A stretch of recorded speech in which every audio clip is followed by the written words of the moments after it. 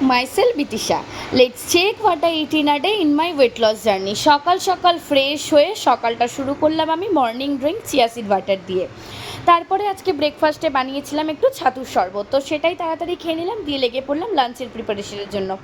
আজকে লাঞ্চে বানিয়েছিলাম দারুণ কিছু ভাত, তার সাথে টমেটো দিয়ে মুসুরির ডাল, আলু পটল ভাজা, মাছ ভাজা। তারপর সন্ধেবেলাতে একটু বেরিয়েছিলাম টুকটাক কিছু কেনাকাটা করার জন্য। গিয়েছিলাম হাওড়া ময়দান জুডিওতে। আগের দিন লিলুয়াতে গিয়েছিলাম, বাট বিশেষ কিছু পছন্দ হয়নি, তাই ময়দানে জুডিও থেকে বার্থডেতে পরার জন্য একটা আউটফিট কিনে নিলাম। দিয়ে বাইরে বেরিয়েছি, কিছু খাওয়া দাওয়া করবো না, তাই আবার কখনো হয় নাকি।